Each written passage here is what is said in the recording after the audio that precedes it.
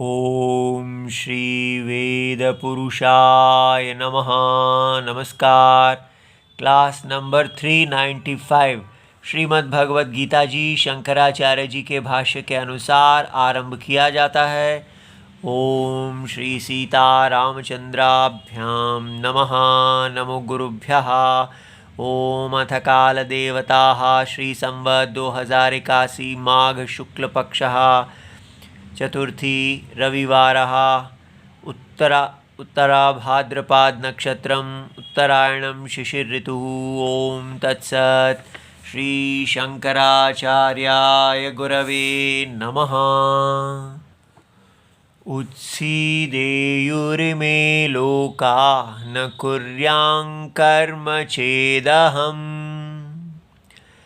शंकरस्य च कर्ता स्यामुपहन्यामि माः प्रजाः। अध्याय नंबर 3 और श्लोक नंबर 24। पुस्तक है Shrimad Bhagavad Gita ji, Gita press, Gorakhpur, book number 10, Shankaracharya ji के भाष्य वाली पुस्तक। अच्छा जी, तो अब हम कहाँ पहुँच गए हैं? भगवान हमें बता रहे हैं कि हे अर्जुन, लोक संग्रह जो है, लोक संग्रह क्या है? जो लोग वेद में बताए गए यज्ञ से अज्ञान के कारण भटक गए हैं, उनको पुनः यज्ञ में स्थापित करना, वेदोक्त यज्ञ में पुनः उनको यज्ञ में स्थापित करना, उन्हें बताना कि उनका आहुति जो है वो ही धर्म है। और ये कार्य जो लोक संग्रह का कार्य है, वो कह रहे हैं ब्रह्म ज्ञानी वो व्यक्ति जिसने अपने आप को इस सारे यज्ञ पुरुष की आत्मा के रूप में देख लिया है। ये सारी सृष्टि यज्ञ पुरुष है और ये यज्ञ पुरुष कल्पित है। अज्ञान के कारण एक आकार, एक नाम और रूप उपस्थित हुआ है। ये सृष्टि है, इस सृष्टि का एक परम सत्य है। तो जिस व्यक्ति ने इस यज्ञ पुरुष के अंदर आहुति देते हुए, आराधना करते हुए आत्मज्ञान, अपने अंतःकरण को शुद्ध किया है और शास्त्र का उपदेश पाकर अपने आप को जान लिया है, वो अब तत्वज्ञानी हो गए हैं। उनका अधिकार है कि वो कर्म को छोड़ दें और अब वो केवल तत्वज्ञान में ही निष्ठ रहें। इसको कहते हैं ज्ञान निष्ठा, कर्म संन्यास। ऐसे व्यक्ति के लिए भी कर्म योग है। वो चाहें तो अपने कर्म का संन्यास ना करें और अपने जो प्रारब्ध कर्म है शेष, कि उनका शरीर अभी बचा हुआ है, प्रारब्ध के कारण वो आगे जब तक उनका शरीर है वो चलेगा। उस प्रारब्ध में यदि उनका लोक की सेवा का प्रारब्ध है, ऐसे उनके कर्म हैं कि उनको लोक में कुछ कार्य करना है, तो वो उस प्रारब्ध को देखते हुए अपने कर्म को करते रहें, कर्म संन्यास ना करें। तो उन्होंने, भगवान ने कहा है कि हे अर्जुन, यदि आपको इस बात में कोई शंका है कि कोई व्यक्ति जो अपने आप को अकर्ता देखता है, आत्मा को अकर्ता देखता है, सारे जगत, इस सारी सृष्टि, शब्द और अर्थ रूपात्मक सृष्टि को केवल अज्ञान के कारण ही निकला हुआ देखता है, तो उसकी कैसे इसमें प्रवृत्ति हो सकती है? ऐसी यदि शंका होती है तो भगवान ने कहा, आप मुझे देखिए कि न मैं अस्ति कर्तव्यम, मेरा कोई कर्तव्य नहीं है इन तीनों लोकों में। मेरे को कोई ऐसी चीज़ नहीं है जो प्राप्त करनी है, इसलिए किसी चीज को भी प्राप्त करने के लिए मेरा कोई कर्तव्य नहीं है, फिर भी मैं कर्म करता हूं। ठीक है। और इससे पहले पिछले श्लोक में भगवान ने यह कहा कि यदि ही अहम न वर्तेयम, यदि मैं कर्म में नहीं वर्तूंगा, थोड़ा सा भी, कर्मणि अतंद्रिता, ठीक है, यदि मैं अपने कर्मों में अतंद्रित, बिना किसी आलस्य के नहीं वर्तता हूं, तो मम वर्तमानुवर्तन्ते मनुष्याः पार्थ सर्वशः। तो भगवान कहते हैं कि सभी मेरे ही बनाए हुए पथ का अनुवर्तन करते हैं सदा। तो ये बात समझनी है कि कैसे, अब ये बात बहुत ही गहरी हो जाती है कि कैसे ये भगवान कह रहे हैं कि मेरा कोई कर्तव्य नहीं है, फिर भी मैं सब कर्तव्य करता हूं। तो ये ईश्वरा कौन है, ये ईश्वरा, और कैसे ये जगत का पालन करते हैं, क्यों ये साइंटिस्ट को नहीं मिलते हैं? ठीक है। तो हमें ये समझना है कि एक तो बाइबल और कुरान के अल्लाह और गॉड हैं, वो तो बिलीफ के विषय हैं, विश्वास के विषय हैं। तो साइंटिस्ट को नहीं मिलते हैं तो उसमें कोई आश्चर्य की बात नहीं है। जो चीज़ अनुभव की विषय ही नहीं है, जो चीज़ प्रमाण की विषय ही नहीं है, तो वो अगर साइंटिस्ट कहते हैं कि हम अपने ऑब्जर्वेशन और इन्फ्रेंस से जानना चाहते हैं तो उनको नहीं मिलेंगे। तो वो तो स्पष्ट है कि साइंस का और बाइबल और कुरान का तो विरोध है। साइंस कभी भी बाइबल और कुरान के गॉड और अल्लाह को स्वीकार नहीं करेगी, क्योंकि वो एक बिलीफ है जो प्रमाण के विरुद्ध है। ठीक है। अब आई हमारी वेद में बताए हुए भगवान की बात। तो साइंस जो है उसको क्या हमारे ये वेद वाले भगवान मिल जाएंगे? नहीं मिलेंगे। क्यों नहीं मिलेंगे? क्योंकि साइंस अपने आप को सीमित करके बैठी हुई है। साइंस कहती है कि केवल 5 ज्ञान इंद्रियां और उन पर आधारित अनुमान, इतने के अंदर से जो चीज जानी जा सकती है वही है। लेकिन वेद कहते हैं कि नहीं, वेद के शब्द के द्वारा जो आत्मा जानी जाती है। कैसे जानी जाती है? वेद के शब्द ही ऐसा बताते हैं कि एक स्वयं ज्योति आत्मा है जो पूरे जगत का सत्यम है। और ये पूरा जगत जहां पर साइंस की ऑब्जर्वेशन और इन्फ्रेंस, जैसे स्वप्न के अंदर साइंटिस्ट लोग अपनी स्वप्न की आंखों से स्वप्न को ही देखते हैं, लेकिन पूरे स्वप्न की आत्मा को कैसे देखेंगे? उसके लिए स्वप्न के अंदर ही वेद है। और वो वेद ऐसा बताते हैं कि ये जो पूरा स्वप्न है ये एक प्रतीति है अज्ञान के कारण। वास्तव में यहां पर केवल चेतन आत्मा है, अस्तित्व रूप। उस अस्तित्व रूप आत्मा में ये स्वप्न दिख रहा है। अज्ञानी को लगेगा ये स्वप्न सत्य है, और जो ज्ञानी है उसको लगेगा नहीं, यहां कोई स्वप्न नाम की कोई वस्तु नहीं है, केवल अंतरात्मा ही है। अब प्रश्न ये आता है कि ये ईश्वर जो भगवान कह रहे हैं कि यदि ही अहम न वर्तेयम, मैं अगर थोड़े से भी काल के लिए जातु कर्मणि, अपने कर्म में नहीं वर्तता हूं, अतंद्रिता, बिना किसी आलस्य के, तो उससे बड़ी हानि हो जाएगी।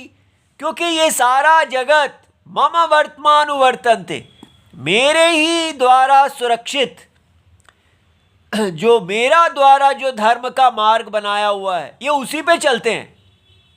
ठीक है।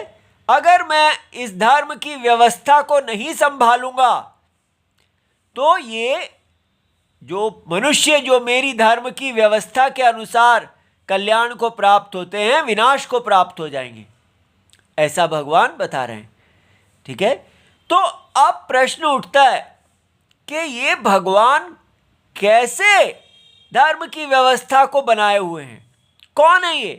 क्या ये बिलीफ के हैं गॉड बाइबल की तरह? नहीं। क्या ये साइंस के इंद्रियों के विषय हैं? नहीं। क्या इनका अनुमान लगाया जा सकता है? नहीं। क्यों नहीं लगाया जा सकता? क्योंकि अनुमान लगाने के लिए, जैसे अगर आप धुआं देखें तो आप कह सकते हैं कि अग्नि है पहाड़ पे। जो अग्नि आपने नहीं देखी उसका अनुमान लगा सकते हैं। क्यों? क्योंकि धुएं का और अग्नि का संबंध प्रत्यक्ष है। क्योंकि आपने किचन में, पाकशाला में देखा है, जहाँ लकड़ियाँ जल रही होती थी पहले, कि अग्नि में से धुआं निकलता है, तो धुएं को देख के आप अग्नि का अनुमान लगा सकते हैं।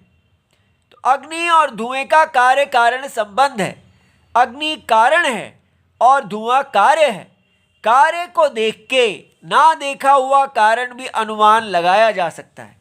इसलिए अगर हम कहें ये सृष्टि है तो इसके सृष्टा होने चाहिए, ऐसा अनुमान हम नहीं लगा सकते, क्योंकि ये सृष्टि अपने कारण भगवान में से निकलती है, इसका हमें कैसे पता है? ये तो हमने देखा ही नहीं है। तो जब तक कॉज इफेक्ट रिलेशनशिप का पता हो, ये बात समझिए कि हमने जहाँ पर कहीं आग जल रही है वहाँ देखा है कि लकड़ी में से धुआं निकल रहा है। जब वो जलती है तो हम दूर पहाड़ पे जलते हुए धुएं को देखकर अग्नि का अनुमान लगा लेते हैं, लेकिन हमने कहीं पर भी भगवान के अंदर से सृष्टि निकलती नहीं देखी। इसलिए उसका अनुमान लगाना कि अब भी ये सृष्टि है, ये भी वैसे ही आई होगी, ऐसा नहीं कर सकते। इसलिए भगवान का अनुमान भी नहीं लग सकता और उनको प्रत्यक्ष भी नहीं देखा जा सकता। तो फिर कैसे जाना जाता है भगवान को? तो कहा जा रहा है, वेद आके बताते हैं कि भगवान कौन है? सत्यम, एक सत्यम, परम सत्य, जिसको साइंस की इंद्रियां नहीं जानती, जो स्वयं ज्योति है।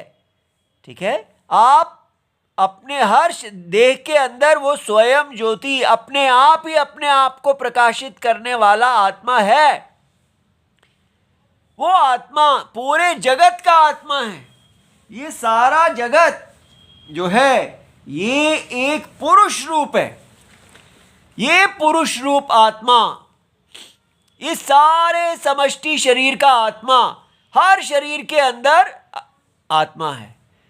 सो अज्ञान के कारण लग रहा है जैसे अनेक आत्माएं हैं जो अपने कर्म से बार बार शरीर धारण कर रही हैं, किंतु वास्तव में एक ही आत्मा है जिसने सारे इस मिथ्या, इस असत्य रूप प्रपंच को धारण किया हुआ है। अच्छा, अगर ऐसा है, आप कहते हैं भगवान केवल सत्य है और ये जगत केवल रस्सी में दिखने वाले सांप के समान है। भगवान रस्सी हैं, ये जगत जो है ये सांप है।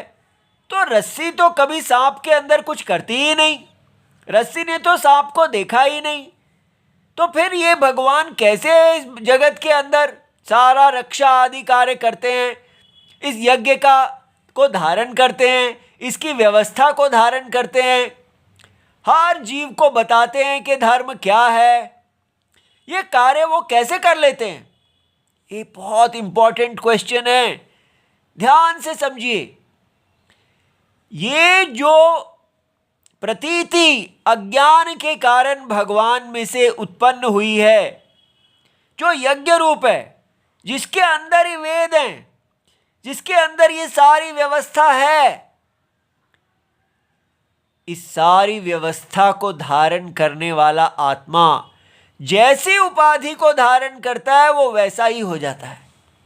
आप पहले अपने आप के बारे में देखिए।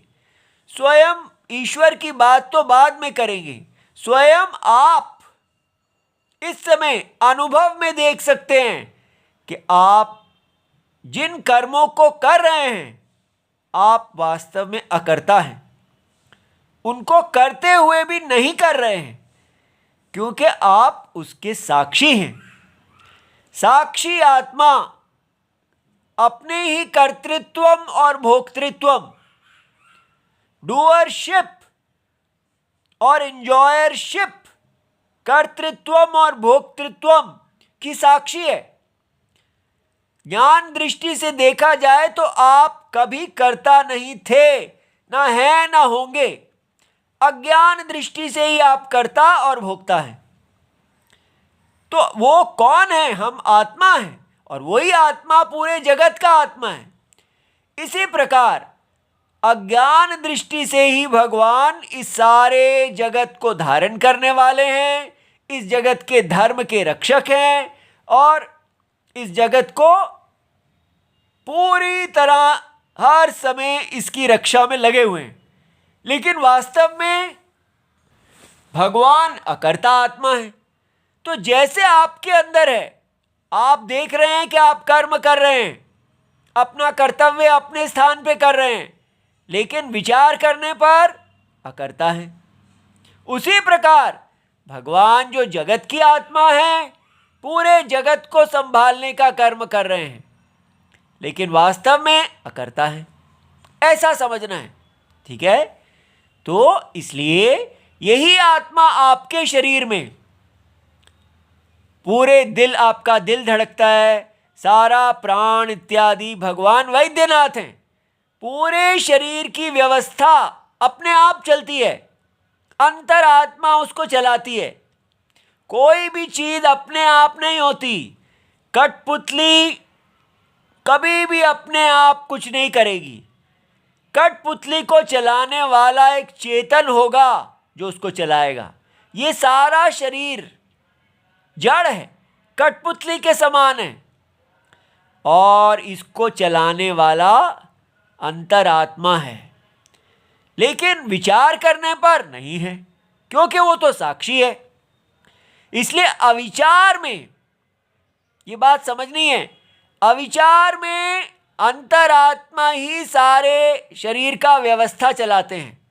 इस सारे शरीर को बताते हैं कि बुद्धि को कैसे चलना चाहिए, हाथों को कैसे चलना चाहिए। सारे शरीर को अंतरात्मा चला रहे हैं, अर्थात अंतरात्मा कर्ता और भोक्ता है। लेकिन विचार करने पर हम देखते हैं कि अंतरात्मा साक्षी है, और ये सारा दृश्य केवल एक कल्पना है।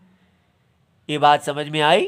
इसलिए दोनों दृष्टियों को समझना है। अविचार दृष्टि से जगत की आत्मा समष्टि शरीर का ईश्वर है और व्यष्टि शरीर में जीव है। लेकिन विचार दृष्टि से जीव ईश्वर भेद केवल कल्पना है। ना कोई ईश्वर कार्य है, ना जीव कार्य है। आत्मा नित्य मुक्त है, ना वो ईश्वर है ना जीव है। ये बात समझ में आ रही? बड़ी गहरी है कि सारा शास्त्रम अविद्या, अज्ञान में है। वास्तव में ज्ञान में कोई भी शब्द और अर्थ का व्यापार नहीं है। शब्द और अर्थ अज्ञान में आए हैं। जो ज्ञान है उसमें आत्मा ना शब्द है ना उसका अर्थ है, ठीक है? केवल शुद्ध अस्तित्वम है। इसलिए इतना आपको समझ में आया होगा या उसका बीज पड़ा होगा कि ये ईश्वरा जो है ये मिस्टर गॉड नहीं है बाइबल कुरान वाले। ये कोई व्यक्ति नहीं है, ये व्यक्ति तो हम हैं। अगर गॉड भी होंगे तो वे तो ऐसे ही हो जाएंगे हमारे जैसे, देह अभिमानी, ठीक है? दिखाया जा रहा है कि ये क्या है? देह और देही। देही वास्तव में कर्ता और भोक्ता नहीं है। ना वो देही इस परिच्छिन्न शरीर में जीव हैं, और ना ही देही इस समष्टि शरीर में ईश्वर है। ईश्वरता और जीवता दोनों अज्ञान की दृष्टि से हैं, ठीक है? अच्छा जी, तो यहां भगवान ने कहा यदि पुनः अहम न वर्तेयम जातु कदाचित, कभी भी यदि इस कठपुतली को, ये जो पूरा यज्ञ रूप शरीर है, दृश्य रूप आत्मा है, ये माया शरीर है, इसको यदि भी कभी भी मैं इसमें इसको धारण करने का कर्म, इसकी सारी व्यवस्था चलाने का कर्म अतंद्रितः अनलसः, बिना आलस्य के इसको नहीं करता हूं, तो मम श्रेष्ठस्य, सारा टॉपिक चल रहा है कि श्रेष्ठ का कर्तव्य है कि वो अपने कर्म को ना छोड़े, क्योंकि उसके ऊपर बाकी लोग आश्रित हैं। इसलिए श्रेष्ठस्य सतः, सद्रूप आत्माओं में देखिए, सतः, सत माने सत्य, सत्यम, जो जगत का सत्यम है वो जगत का श्रेष्ठ है। वर्त्मा मार्गम अनुवर्तन्ते मनुष्याः हे पार्थ सर्वशः सर्व प्रकारैः। इसलिए जो धर्म है, अनुवर्तन, धर्म क्या है? इस श्रेष्ठ सद आत्मा परम सत्य का मार्ग ही धर्म है। इसलिए भगवान कभी भी धर्म को नहीं छोड़ सकते हैं। सदा धर्म की संस्थापना करना सत्य का धर्म है। ये बात समझ में आ रही है कि इसलिए धर्म को कैसे निर्णय करना है, वो सद्रूप आत्मा में शरण लेने से ही होगा। जो जो धर्म की शरण लेता है, अंतरात्मा की शरण लेता है, उसको धर्म दिखता है। क्यों? क्योंकि सत्य में शरण लेने से हम सत्य हो जाते हैं, ठीक है। असत्य में शरण लेने से हम असत्य हो जाते हैं। तो दो दृष्टियां हैं। अब भगवान ये देखिए कहते हैं, अगर अब उत्सीदेयुः इमे लोकाः, ये सारे लोक नष्ट हो जाएंगे, न कुर्याम कर्म चेदहम्, अगर मैं इस सारे जगत की रक्षा ना करूं, संकरस्य च कर्ता स्याम उपहन्यामि इमाः प्रजाः, इस सारे जगत की धर्म संस्थापना करने के लिए निकला हूं और इन्हीं को ही मार दूंगा। अब आप ध्यान दीजिए, यहां पर ये जो कहा है कि उत्सीदेयुः, सारी दुनिया नष्ट हो जाएगी अगर मैं कर्म ना करूं, ये तो केवल समझाने के लिए है। ऐसा हो ही नहीं सकता कि सत्य अपना जो कर्म है वो छोड़ दे। भगवान के विल, उनकी इच्छा के अधीन नहीं है कि वो अपना कर्म करें या ना करें, क्योंकि वो जगत का सत्य है। सत्य असत्य को धारण करता ही है, करता हुआ भी नहीं करता है। इसलिए ध्यान दीजिए, ये जो भगवान ने समझाया है ये केवल हमको बताने के लिए कि एक व्यवस्था है जब वो जगत को धारण कर रहे हैं, और दूसरी व्यवस्था है वो नहीं करते। लेकिन नहीं करने का ऑप्शन, विकल्प उनके पास नहीं है, क्योंकि वो कोई मिस्टर गॉड नहीं है कि चाहें तो करें और चाहें तो ना करें। वो कौन है? वो जगत के सत्य आत्मा है। और जगत क्या है? केवल उसमें अज्ञान के कारण दिखने वाली माया प्रतीति। तो इस माया प्रतीति की व्यवस्था कौन चला रहा है? इस कठपुतली को कौन चला रहा है? इसका सत्यम। अगर इस कठपुतली को इसका सत्यम नहीं चलाएगा तो ये कठपुतली के अंदर क्या होगा, ये कहा जा रहा है। लेकिन ऐसा कभी नहीं है कि कठपुतली को उसका सत्य नहीं चलाएगा। जो कठपुतली कार है, जो कठपुतली को चलाने वाला है, वो तो छोड़ सकता है, कभी छोड़ दे कभी चला दे, तो कठपुतली बैठ जाएगी। इसी के उदाहरण से भगवान समझा रहे हैं कि इस सारे जगत को यदि मैं धारण नहीं करता तो इसका क्या होगा, ठीक है। लेकिन ऐसा कभी होगा ही नहीं, क्योंकि सत्य असत्य को सदा धारण करता है, ठीक है। देखिए, उत्सीदेयुः माने उत्सीदेयुः का मतलब क्या है? विनश्येयुः, विनाश हो जाएंगे, विनष्ट हो जाएंगे, नाश को प्राप्त हो जाएंगे। कौन? इमे सर्वे लोकाः, ठीक है। तो ये केवल पृथ्वी लोक ही नहीं, सारे जो 14 लोक भगवान के ही शरीर में हैं, ठीक है। 7 ऊपर और 7 नीचे, ये सारे लोक क्यों नष्ट हो जाएंगे? तो भगवान बता रहे हैं लोक स्थिति निमित्तस्य कर्मणः अभावात्, क्योंकि भगवान लोक की स्थिति के निमित्त है, उसकी स्थिति करने के निमित्त है। तो लोक की स्थिति कैसे होती है? एक तो भगवान उस सारे जगत के सत्य हैं, इससे होती है, और वो इसलिए उसके धारण का काम करते हैं और उसकी पालन का काम करते हैं, उसका संहार करते हैं। ठीक है, लेकिन समझना क्या है, जैसे रस्सी सांप को धारण करती है, सांप को ठीक है जन्म देती है, धारण करती है, और सांप वापस रस्सी में लय हो जाता है, फिर भी रस्सी निर्विकार रहती है। और दूसरा, इसकी स्थिति काल में इसका यज्ञ व्यवस्था, जैसे जैसे जो कर्म करता है वैसा वैसा उसको फल प्राप्त होता है। तो यथा कर्म तथा फलम, इसकी जो व्यवस्था है, इसको भी इस सारी माया सृष्टि की जो मायावी हैं, माया को धारण करने वाले मायावी, वो अपना कार्य, मायावी जादू को धारण करने वाला जादूगर, ठीक है, अकर्ता रहता हुआ भी ये कार्य कर रहा है। अब भगवान कहते हैं न कुर्याम कर्म चेद अहम, यदि मैं ये कर्म नहीं करूं, आप कल्पना कीजिए, ये कल्पना है, याद रहे, ऐसा कभी होगा नहीं, क्योंकि भगवान सत्य हैं और मिस्टर गॉड नहीं है।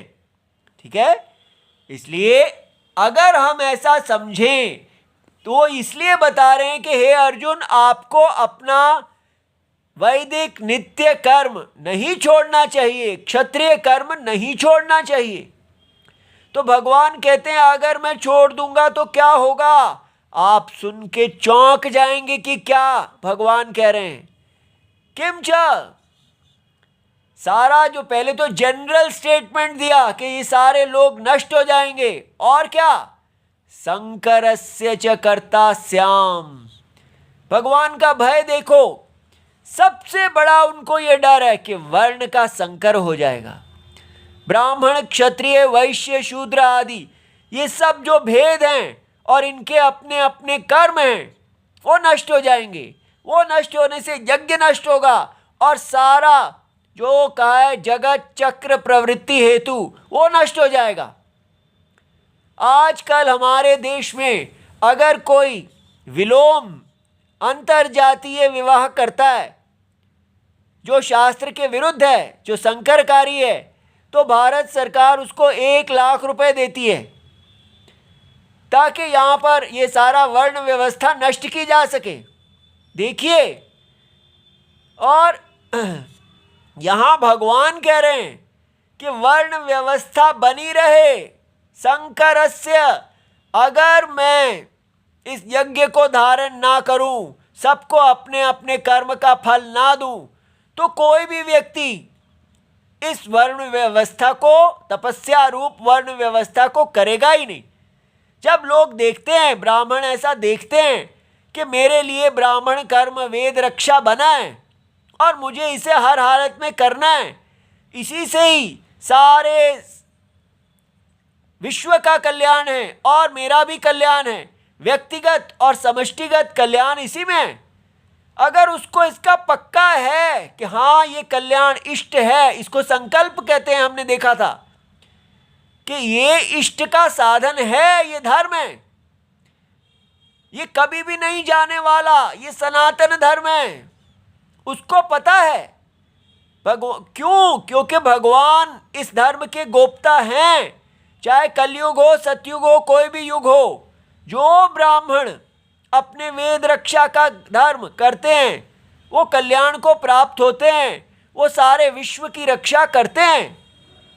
इसलिए अपने मन को मार के, अपने मन को जीत के, अपनी इंद्रियों को जीत के, तपस्या में रहते हुए ब्राह्मण क्षत्रिय वैश्य शूद्र और सब अन्य ऐसे काम करते हैं जैसे सूर्य चंद्र नदियां सब अपना अपना यज्ञ कर रहे हैं। अगर वो कहें कि नहीं इससे क्या फर्क पड़ता है, हम कुछ भी कर लें, लाभ तो होगा नहीं, तो संकरा हो जाएगा, फिर कोई भी अपना वर्ण धर्म करेगा ही नहीं। तो भगवान कहते हैं मैंने इसको संभाला हुआ है, मैं संकरा नहीं होने देता। क्यों? क्योंकि लोगों को पता है, जो जो वैदिक धर्म पढ़ता है उसको पता है भगवान वर्णाश्रम धर्म के रक्षक हैं। कोई भी पालन ना करे, यदि हम अपने वर्णाश्रम धर्म का पालन करेंगे तो हमारा और विश्व का कल्याण होगा, और नहीं करेंगे तो विनाश होगा। इसलिए सदा अपने वर्णाश्रम धर्म का पालन करना चाहिए। तेना कारणेन, इसी कारण से उपहन्यामि माह प्रजा, मैं इन सारी प्रजा का हननम कर दूंगा, हत्या कर दूंगा।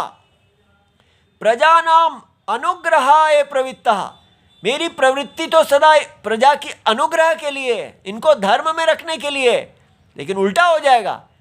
उत तद उपहितम उपहननम कुर्याम, मैं उनका मारने वाला हो जाऊंगा।